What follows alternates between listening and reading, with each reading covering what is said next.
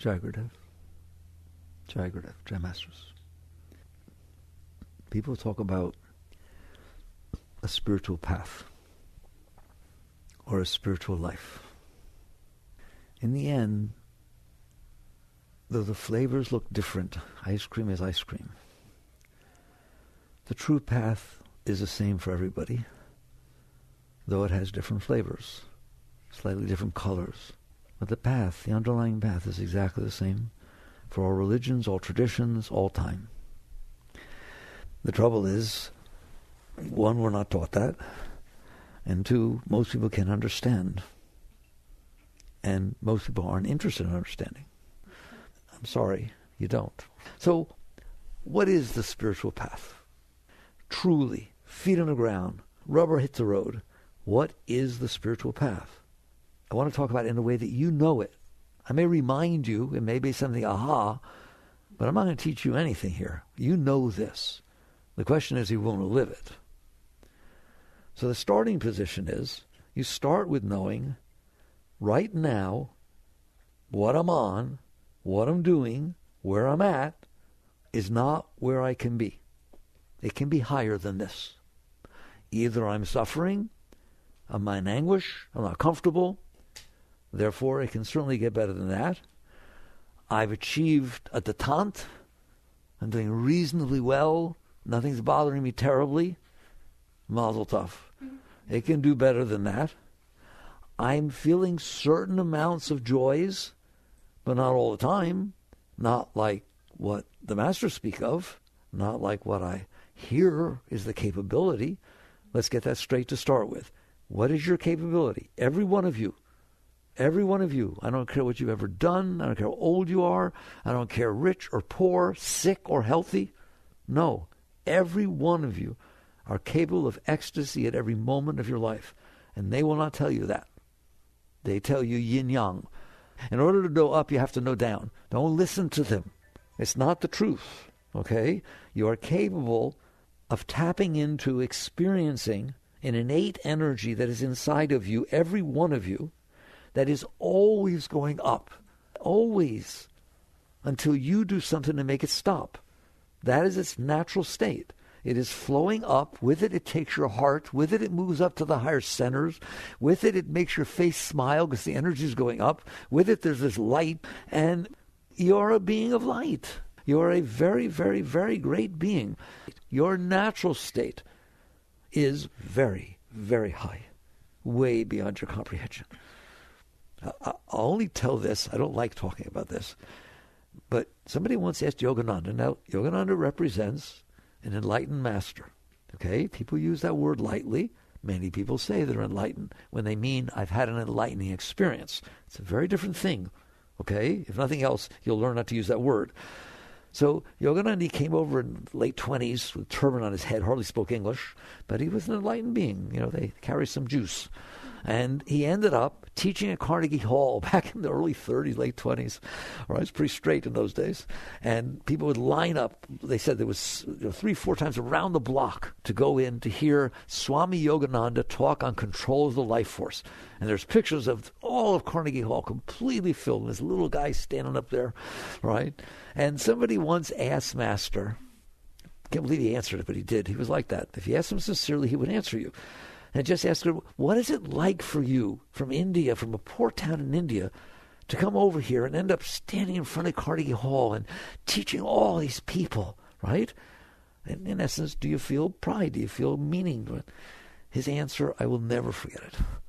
He said, while I'm teaching there, while I'm talking to those people, at the same time, my consciousness is at a higher plane with my guru who departed some time ago, Sri Yukteswar, and helping him, work with him, teaching his students up there.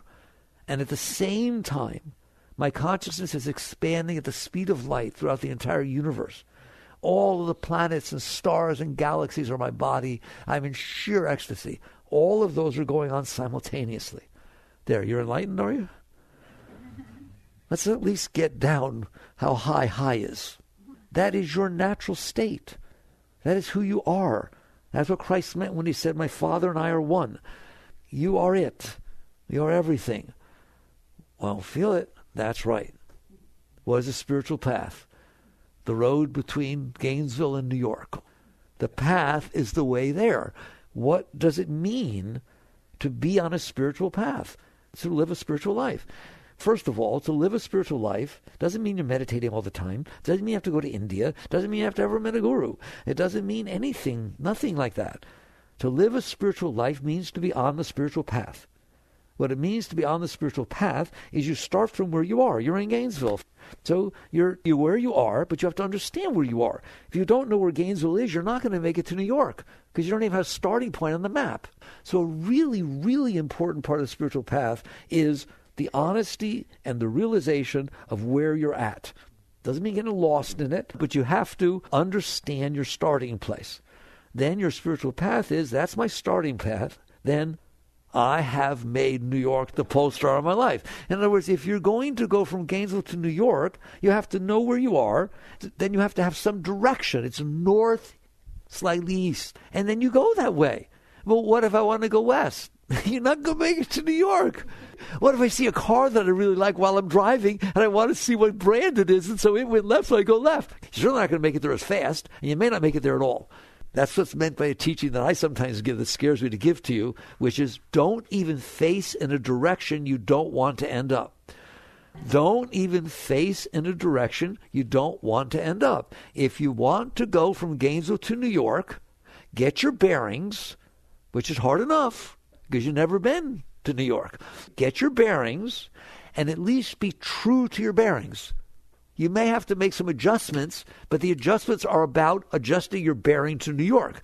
They're not about, gee, I'd like to go see the Grand Canyon on the way. Do you understand what I'm saying? It's very straight. It's very simple. It's just so beautiful. I have made you Polestar of my life. I have made that state of consciousness, the exploration of being. Call it finding God. I don't care if you even believe in God. It has nothing to do with believing in God.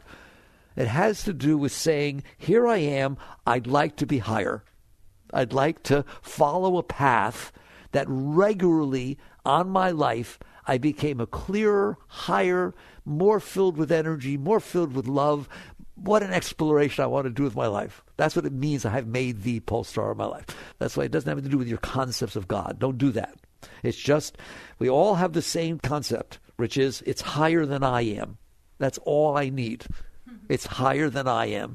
There are places I can go that are higher than where I am, right? So you set that. The purpose of my life is growth. I'll quote spiritual growth. It doesn't mean your physical growth. You're going to grow physically. It doesn't mean your financial growth. It doesn't mean the size of your house. It doesn't mean there's not financial growth.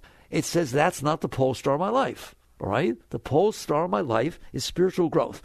And like I said, don't define that. It means higher, more energy, more love, more juice, more clarity, more aiming toward where I told you Yogananda was. But net result is there. Now you have your bearings. How are you going to get there? If you're not going to stay true to your bearings, you are not going to get there. How's that for a truth? You understand that? If you're going to pull the car over on the side and not drive anymore, you're not going to get there. If you're going to follow things that catch your interest, here it's, oh, look, she was cute. Whoa, driving that car over there. Okay. Or, oh my God, that was scary. That looks scary over there. There's a tunnel. You're not going to get there. That's why they teach you what they teach you. Desire and fear. Are desire and fear wrong? No. Are they terrible? No. Are they bad things? No. Will you have desires and fears? Yes. Are you to follow them? No. That's what's so hard. Why? Because they don't take you where you want to go. Isn't it neat when we could talk like this? These are the deepest Zen teachings, right? That you don't follow desire or fear, but you don't hate them. You're not afraid, right? It's like it's beyond good and bad and right and wrong. It's about I have decided where I want to go. I'm blind. How would I know how to get to God? You have a concept. You have a belief. You have somebody told you something, but you don't know. You know where you are right now, all right? So basically, you just aim your eyes up. Master once said the following. Are you ready? Let me give you this stuff so early in the talk, all right? Master taught that whole entire lineage, taught Kriya Yoga. It's just a very powerful form of pranayama that has their blessing, okay? So there's Kriya Yoga. And said that if you follow this and you do your Kriyas regularly, you will achieve the highest state that you're capable of, all right?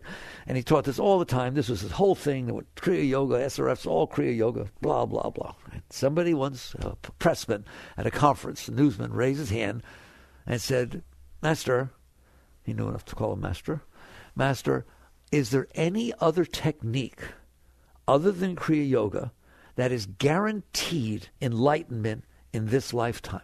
That's what he used to say about Kriya Yoga. He shocked his disciples by saying yes. He said, yes, there is another technique that guarantees enlightenment in this lifetime. And they asked him, what is that? He said, take your attention and put it at the point between your eyebrows and never take it off. Well, that sounds weird to a Westerner. What's that got to do with anything? It's got to do with I have made the Polestar of my life. Do you understand that? Right now, the Polestar of your life is, I'm not doing so well. What will make me feel better? The Polestar of your life is, I'm scared. I'm afraid of something. I feel insecure. How do I get away from it? It's not even a star, okay? We demoted it like Pluto, all right? What in the world are you doing? Where are you going to go? Don't tell me your desires don't keep changing. I'm not just talking about the big ones. The little things swimming around in there, aren't there? All right? It's constantly, you see something, ooh, see something else, wow. Somebody tells you, I went to Hawaii, I want to go. That's it. Look how influenced you are by everything around you. If somebody really told you, oh, I went over and I met these people in Peru and it was really neat, and you want to do it, right? And somebody else comes and says, oh, I did this, that, and the other thing, and it was terrible. You don't want to do it. Everything just changes you instantly. The slightest thing. Lord, lead us not into temptation. You don't stand a chance. You are so influenced by your environment, by what people are saying to you or how they're doing. You see somebody who's married. Oh, I want to get married. These people getting divorced. I don't ever want to get married. No, seriously. Okay, you think I'm kidding. I'm not kidding, okay? Somebody went and had 2 children. They went and had another one. And either psychologically or physiologically, it didn't turn out so good. You say right away, you tell yourself, let's not have another kid. Do you hear me? You're all guilty of this. Why? You have no Polestar. You're not taught to have a Polestar. And so what you're left with, and we'll talk about it in a minute, your starting place is you're not doing so well. Not all the time, to say the least, and most of the time not. You understand that? And underneath, never. You're never totally okay. And if you are, it lasts for 2 seconds. You find something wrong with it, you get scared, whatever it is. So basically, there's this underneath not well-being. If you have that, then you're going to want to feel better. It's just so natural. It's ridiculous. Nobody's saying it's wrong. You're going to want to feel better. Well, if you don't feel well and something makes you feel better, you want it. That's how simple a desire is. Yogis, real yogis, very high beings, have no desires. Now, you would sit there and say, well, that's ridiculous. What, are they suppressing everything? Because that's what you would have to do with your desires. Your desire exists because you are not doing well. And because you are not doing well, and you either think or see or experience something that makes you feel better, you naturally want it.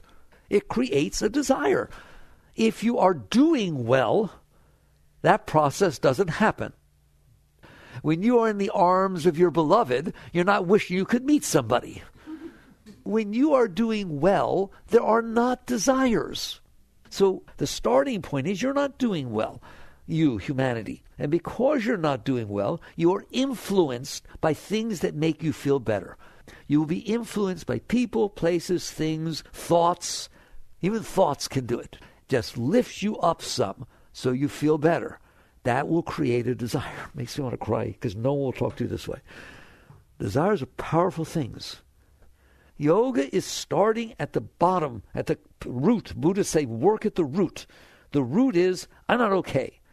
And because I'm not okay, desires develop. And because I'm not okay, fears develop. They go hand in hand. God, you've heard that hate and love are the same thing. Fear and desires are the same thing. Why? They come from the same root.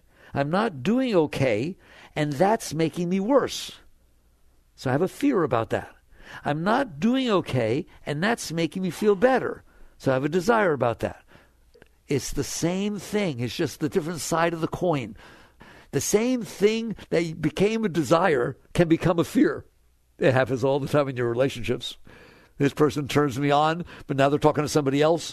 It's all coming from I'm not okay. Because I'm not okay, I think I need more friends. I think I need a special person. I need that, okay? Because I'm not okay, this special person that I picked is not behaving the way that I thought the special person would. Now I'm really not okay. There. Anybody know anything about it? That's what's happening. So that's our starting place. Our starting place is here I am. Okay, I'll get back to the point between the eyebrows in a minute. All right? But that's my starting place. Normally, what will happen through someone's entire life, that will run their life. That will run your life. That I'm not okay. This seems it'll make me be okay, so I want it. This makes me feel like it'll be worse, so I don't want it. Okay, what are you going to do about it? Try to make it happen. That's called the Polestar. We know what a Polestar is. Your North Star is your Polestar. It's what you steer by. It's what you run by. It's what you make your decisions based on. You will live your life that way if you are not careful. That is what's called the default. I'm a computer guy. There's always a default behavior. That's your default behavior. Let me repeat it because it's really important, and that's your starting place. I'm not okay. That made me feel better. I want it. That made me feel worse. I don't want it. Bye-bye. That is so shallow. Why? You're letting the lowest part of your being run your life. Okay? So basically, here I am. That's what I'm doing. That's my starting place. So what is the spiritual path? For starting place, for sure, the spiritual path is you better aim toward a different star you've been aiming toward because yours hasn't gotten you anywhere. How do you know? Because you're still trying. You're still trying to get what you want and avoid what you don't want. And your society tells you, well, of course, that's what you're supposed to be doing. If it's not getting anywhere, pick a different thing to want. No. What spirituality tells you is, if you are not doing okay, and you're not, instead of developing desires and fears because of these experiences you've had that make you feel better or worse, and then spending your life trying to get them, you ask the question, why am I not doing okay? You've heard my talks over and over. I always come here. The spiritual path is not about picking a different thing to want. It's a true paradigm shift. A paradigm shift of spirituality is I've woken up enough, and you all wouldn't be here if you hadn't, that I see that don't work. It don't work. I spent my whole life trying to decide what I want, trying to get it, trying to decide what I don't want, trying to avoid it, and here I am, still doing it. Okay, what is the paradigm shift? The paradigm shift is, why am I not okay in here? That's the paradigm shift. And that's the start of the spiritual path, is why am I not okay in here? Why do I need anyone? Why do I need anything? Why am I even thinking about needing things? Why don't I just feel joy, so much love that I can't even think straight? All right? Why don't I just feel wonderful inside all the time? There's an answer to that question. And that seeking of that answer is the spiritual path. That is a spiritual path, to work with yourself at a very deep level, to where every moment of every day of your life, you are working to go deeper behind these problems that you have inside. So now that we've changed, that's very important, you've changed the direction of your life already from, I'm not okay, what will make me be okay, how do I do it? You wake up, you see that, I need to do something other than this. I need to get rid of, deal with the fact that I'm not okay inside. There, that's the spiritual path. How do I do that? You start off by seeing why you're not okay inside. Well, don't have to go through years of therapy. You can, but you don't have to. Why? Because you're in there. You're in there. Do I have to find out every single thing? No. You have to do the following. You have to notice that there's something wrong in there. There's something wrong in there. Not one little thing. There's something wrong in there. It doesn't feel right, does it? The heart doesn't feel right. The mind is sure as heck not right. One clue I'll give you, you know the mind's not right. It's always complaining. It's always blah, blah, blah. Okay? Why? It's trying to release what's wrong in there. Your mind is not doing anything wrong. That's like saying, my arm hurts. There's something wrong with my arm. What? It hurts. That's not what's wrong with your arm. You don't want to get rid of the hurt. Put Novocaine on it. All right? You want to get rid of the reason it hurts. There's a reason your mind is so broken. There's a reason your mind is so negative. There's a reason your mind is always complaining. There's a reason your mind finds something wrong with everyone and everything. There's a reason your mind's always thinking what I need and what I want. Don't say your mind is wrong. Your mind is not wrong. Your mind is expressing your problem that's inside. So your mind is actually your friend, just like pain is your friend. If you didn't feel pain, your arm fell off, the doctor would say, why didn't you come to me earlier? I didn't feel anything. But if you feel pain, you go to the doctor. Pain is your body trying to tell you something's wrong. A broken, verstunkene mind, which we all have, is your psyche trying to tell you something's wrong. So don't get mad at your mind for causing you so much trouble. It's trying to. It's purposeful. It's meaningful. That's like getting mad at your body for communicating to you with pain. So the problem is, why is the mind so broken? Why does it keep talking about negative things? Why does it keep remembering about things that bothered me from years ago? It's an expression of the fact that something's drastically wrong in there, and it's trying to communicate it. And the only way it knows how to do it is to bring it back up and to do this stuff. All right, so let's go very quickly. What's wrong in there? If something happens to you in your life that is not comfortable, that's natural. Things happen that when they come in are not comfortable. Buddhists call it the nature of things. If you see a rattlesnake and it scares you, let's just take that down. Is there anything wrong with it being rattlesnakes? No, there are rattlesnakes. It got scared, that's what it does. It rattled up, it coils up and does that. You're going to feel fear. It's what you're supposed to feel. That rattlesnake is purposely putting off vibrations that make you feel fear. Why? So that you leave it alone. It's not going, ooh, like a little dove, come touch me, I'm so sweet. No, it's a rattlesnake. Therefore, it gives off the vibrations that are not comfortable, all right? So you're in here, you receive that vibration, and it's not comfortable. The problem is that when the rattlesnake goes away, which it will if you leave it alone, you're not able to let it go away inside. It wasn't there before you saw it. You were fine. Then it was there. Then it's not there. You should be fine. You should be exactly the same fine before you saw it as after it went away. Now you see flowers. Now you see the grass. Now you see butterflies. But you can't do that. And that's the problem. And if you ask me, who's been doing this for 50 years, whatever it is, that's the problem. That's the root of the entire problem, is that you have stored every single thing that ever bothered you inside of you. Even though it's not bothering you anymore, it is. Your parents are not getting divorced anymore. They stopped doing that 40 years ago. But it's still bothering you. Your first husband, second husband, third husband. So you're going to have a lot of them because they bother you, right? You stored every single thing that ever happened to you that wasn't comfortable, anywhere from not comfortable. I'm telling you, I'm not talking about heavy suppression or repression or denial. That's heavy stuff, okay? Those are part of it. I'm talking about the fact that it rained once when you were going to your birthday party. You have it outside. It rained when you were 12, okay? Boy, you are not comfortable with rain. When rainy days come, you get depressed. I've had people tell me I get depressed around the holidays. The holidays are supposed to be joyous. Why do you get depressed? Something happened. It rained. I didn't get the present I wanted. You heard me. Something happened that left an impression upon you that you did not let go of.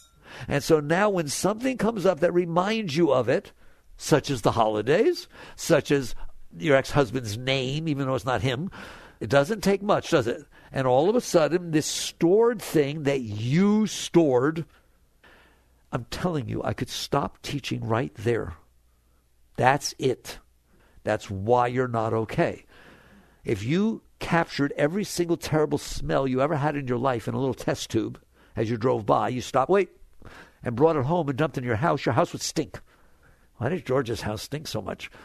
Because he collected every stinky smell. He dumped them into his house. Of course it's going to stink. All right? Well, what should he do about it? Stop doing it.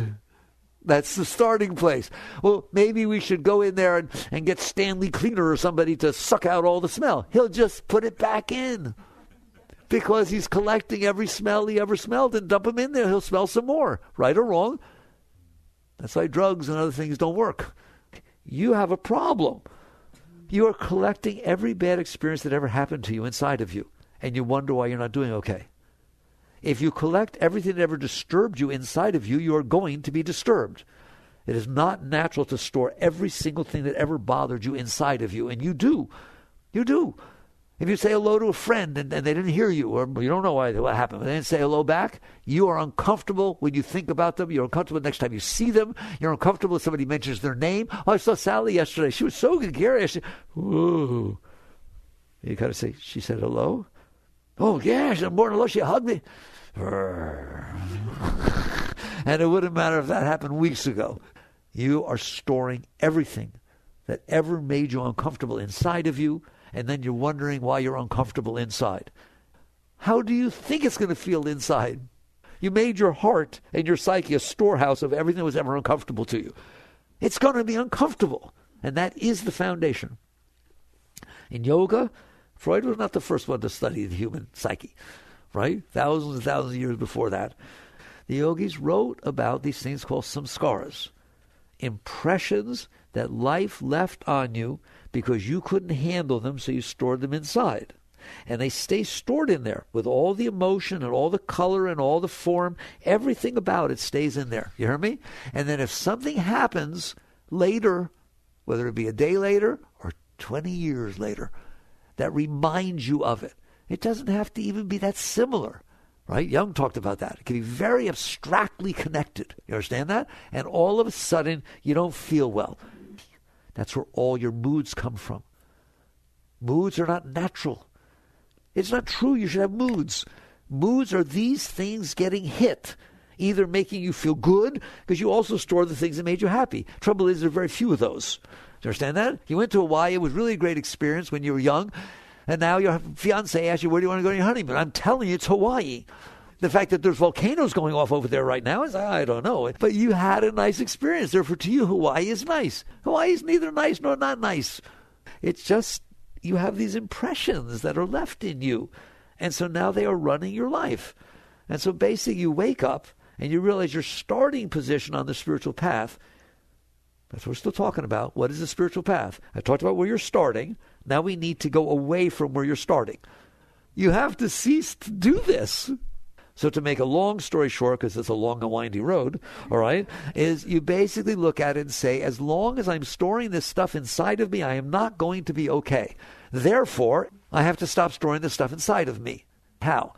The person who dumps the stuff with the smells in their house, they don't start by trying to get the stuff out, the smells out. That's a very long journey, and as long as you keep putting stuff in, it's not going to do you any good. Do you understand that? So thank God I'm not telling you go down there and find everything that ever bothered you and get rid of it, because you would never know how to do it. If you knew how to do it, you wouldn't be doing it. So you start. Now watch, I'm going to keep with that analogy of the person who collected the smells, because you all laugh. Of course, if you put smells in there, it smells, et cetera, right? If I take the smells out, of course, if he keeps putting back in, it's going to keep smelling, right? The question is not how to get the smells out. That is not the question. Not now. The question is, how do I stop putting the smells in? If you stop putting the smells in, you started. The starting position is stop storing new things. Stop getting all upset because the driver in front of you is driving 15 miles an hour below the speed limit and you're in a rush. Don't talk about it to everybody. Don't talk about, oh my God, by the time you go home 8 hours later to your wife or husband. That is a samskara. That event is not happening anymore. Don't you dare think it doesn't matter that you kept that inside of you and you let it ruin your day. It's a samskara. It's just a very light one, right? But if you can't deal with the light ones, you can't deal with the heavy ones. There's this stuff called low-hanging fruit. What is low-hanging fruit? That which is only bothering you because you're bothering yourself about it. I want you to very carefully. The rain is not bothering you. The driver in front of you is not bothering you. You are bothering yourself about the rain and about the driver in front of you. Learn to work with yourself. That's the path. Now we're going to be on the path. learn to work with yourself so that these things that are happening, that you're not paying attention. That's why you meditate or do mantra, to pay attention. I'm not paying attention, and I'm letting these things bother. I'm bothering myself about things, so I'm storing more bothers inside of me. I'll never be okay. You'll never be okay. So the spiritual path is to wake up, to notice you have this mess, a big mess, that you have stored inside, of course, your entire life, right? And now it's running your life, except I stick an eye in. It's ruining your life. It's deciding where you go or who you're with and what you like and what you don't like, and every single thing. Good luck having a Polestar. You hear me? I told you, that's your Polestar. What? The moment, whatever it is. I like this person, so I'm going to hang out there and I'm going to do this. And then next thing you know, your whole life is verschnunken. All right? So you don't have a Polestar or an intent, a purpose. All right? So you start with this simple stuff. I'm begging you. Well, what do? I don't know. Positive thinking works. I love the rain. This is so beautiful. It's the lowest level of spiritual work. Is you're causing yourself trouble about stuff that you shouldn't be causing yourself trouble about. How about we be positive instead? There, okay? You can use mantra. I've taught you that. What is mantra? Get your mind. Your mind is brilliant, and it's very habitual. Use the habit in your favor. Right now, I told somebody the other day, do something twice, especially with another person, and see if it doesn't become a habit, right? Just go out on 2 Saturdays to the movies or go here or do that, right? Line it up and see if the third Saturday is not a phone call or a text. Hey, you want to go out? Okay? It's very habitual. And it's just going to lead you off. So you use the habitual nature of your mind to teach it to say something over and over again, like a mantra. Yogananda used to use God, Christ, Guru. He also used, Soham and stuff like that. But God, Christ, Guru, he said. Well, that was too complicated for me, so I just used God. When I used to do intense mantra, just God, God, God, God, God. Why? Because then the driver in front of you is driving the way they're driving. The mind, inevitably, I'm not finished, so it's going to go, he needs his thinker. But at the same time, God, God, God. You don't have a choice. Who do I hang out with? Stupid head or God? Right? Seriously. And it's not a positive thing. It's not like changing what the mind is saying. It's shifting your consciousness to a different layer of mind. That's really nice to have that going on in there. Now I don't do mantra. It just goes on. It's not all these years. If I'm talking to someone while I'm walking, we take walks in the morning. If we stop talking, that's what's going on. It's the most amazing, ridiculous thing in the world, right? Every step I take, God, God, God, God. What a wonderful thing to do. Learn to make your mind your friend. Don't fight with the other mind. Just develop a layer that's higher and hang out with that, okay? How do you do that? I don't need to teach you that. How do you get a song stuck in your head? Listen to it. Go listen to a song over and over again. Tell me whether it stops playing when you stop playing the song. You see, I'm teaching you real solid stuff here. It's not so complicated, right? Just do it with something meaningful. It doesn't have to be God. I taught somebody, they said they were doing it, right? I like that. Let's say you're not into anything God, any spiritual, right? How about this one? I can handle this. I can handle this. That's a really nice mantra, right? Now the driver in front of you is driving. I can handle this. Okay, right? It's raining out when you want to do camping. I can handle this. That's a fine mantra. So it's just the fact that you developed a layer of mind willfully that is going to help you. Now you're starting to build a spiritual path.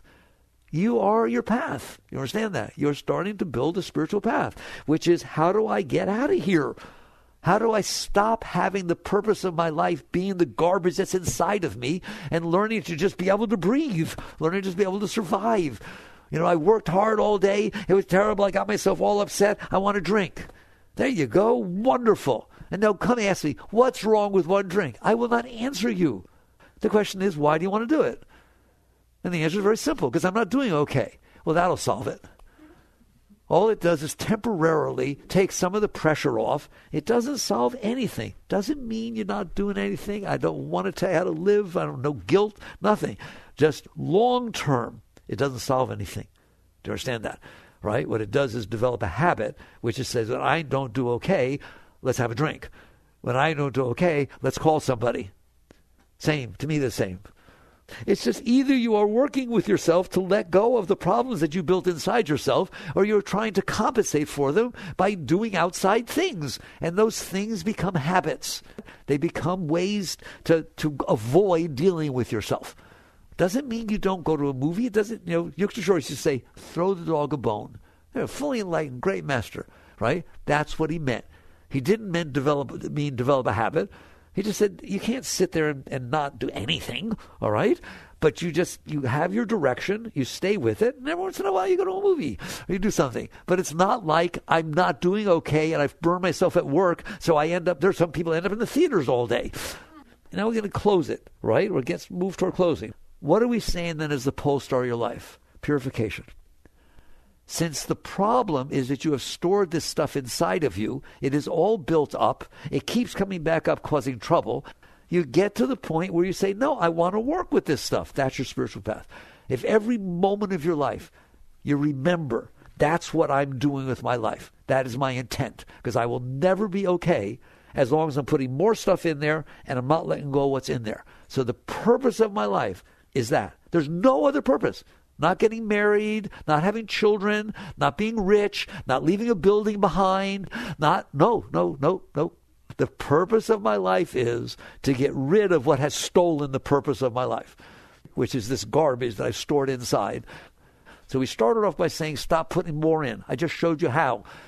Ultimately, you can do positive thinking. I'm still talking about these little things. Don't worry about the big ones. I swear to God, isn't that nice?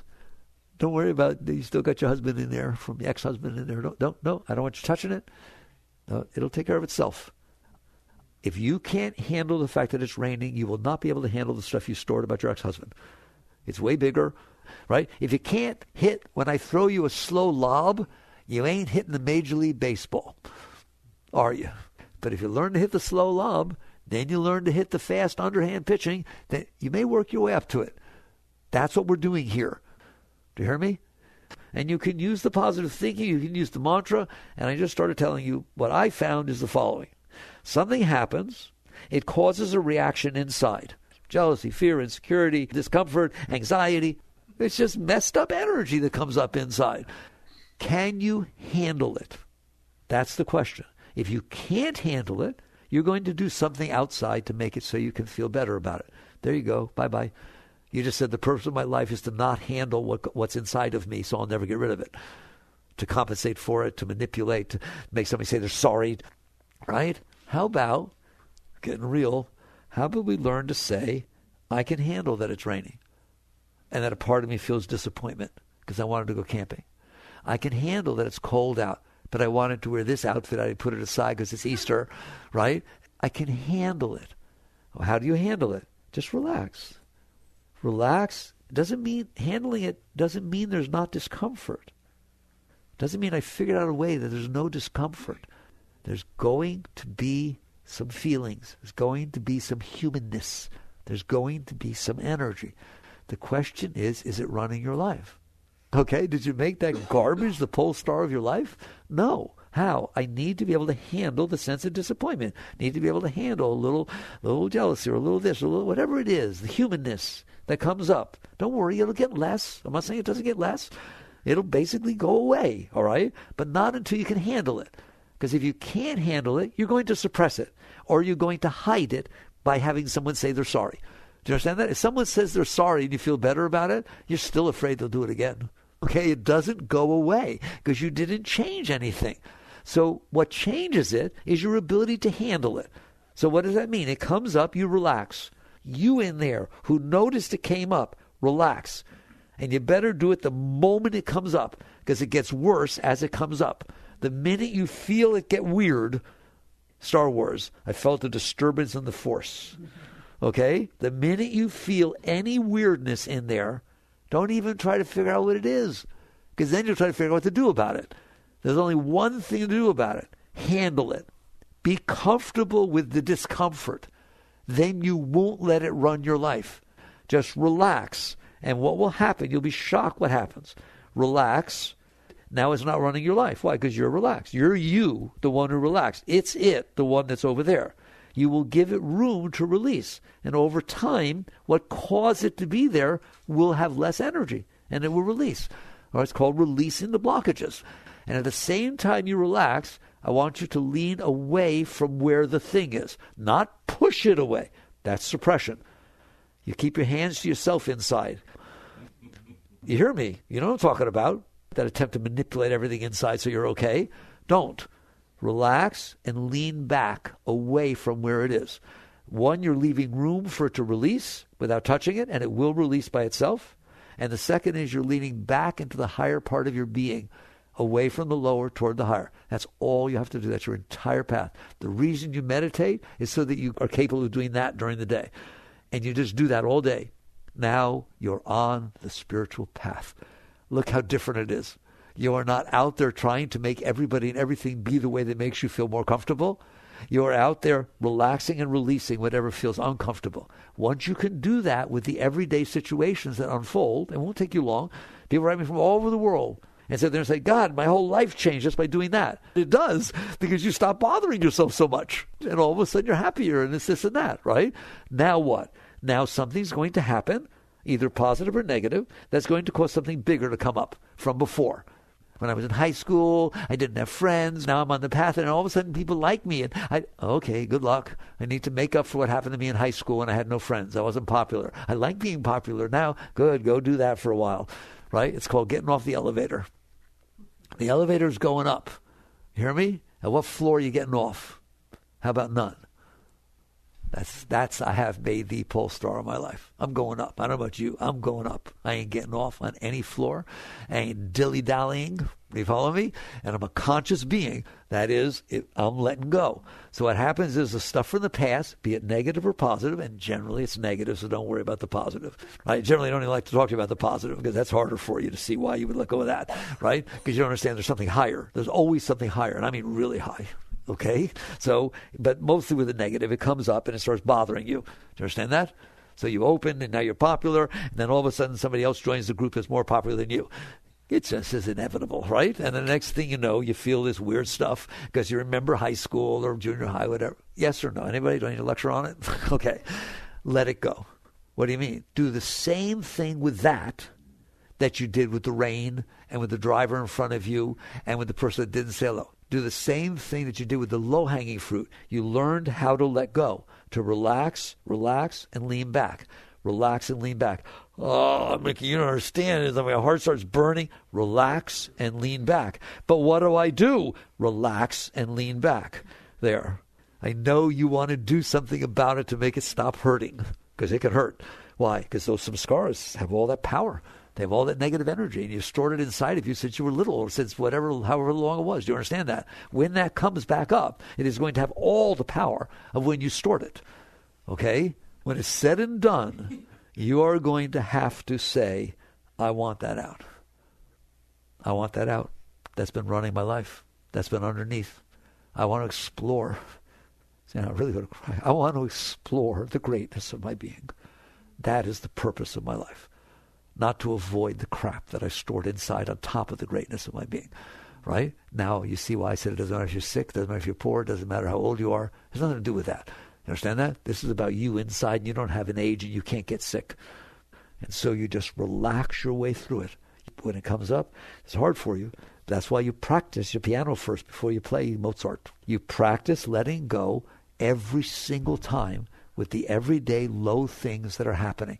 And you aim your direction, right? That's how you make the Polestar of your life. You will find that if you do this, a life will be given to you. I've seen it I'm not talking, I don't want to be mystical with you, but you will be given person, place, thing, the teachers, this, what book, whatever it is, right? You will find, and you'll be given work to do, outside work, that will take care of your livelihood and so on, but you're not picking it because what you want and what you don't want. It's what was given to you. And more you'll see life is being given to you, and your work is inside. Life is being given to you, your work is inside. And it's never about what I want and what I don't want. Eventually, you don't even have to think about it being about what I want or don't want. Because what I want, it stuff starts to happen. You get healthier, you get happier, you realize, man, this stuff works. Okay? Seek ye first the kingdom of God and his righteousness, and all things shall be added unto you. That's not the teaching of attract abundance. That means you're not okay and you think this will give it to you, right? This is just the truth. If you're living this path, letting go of the garbage that's inside of you, your life will not be about this mess you're dumping on everybody else. And you just keep letting go. And it just gets higher and higher and higher. And as you let go of the stuff inside, guess what? There's less stuff inside. And because there's less stuff inside, the outside bothers you less. Why? It doesn't hit the stuff inside. And you will reach a certain point where you've let go of enough to where it's not drawing your consciousness into it, where you will start to feel an energy from behind where you sit, not in front. You've been doing all this work you're doing in front of you, because that's where the stuff is. You hear me? You'll start to feel a flow from behind where you're sitting. You didn't even know there was a behind, but it starts to pull you into it. That's spirit. That's what's meant by the rush of holy waters. I was in the spirit of the Lord's day. That's the Shakti. It starts to open up. Well, it's always been there, but you've been distracted by this garbage that you keep looking at and devoting your life to. And then it starts pulling you into it. That's the entire spiritual path. You can't go up. It pulls you up. And you start feeling this joy and love and health and well-being. You just live the life. That's what we're saying, right? I will live the life you gave to me. I will do only things that lead to thee. I know you don't understand it now, but that's what will happen to you. That's the spiritual path. It's about, are you willing to devote your life to the highness of your being? All right. Fair enough? We get an idea what it means to truly walk the spiritual path? You can do it where you are. It has nothing to do. The Buddhists say, bloom where you are. All right. Thank you for listening. I respect that you want to hear these things. Jai Gurudev.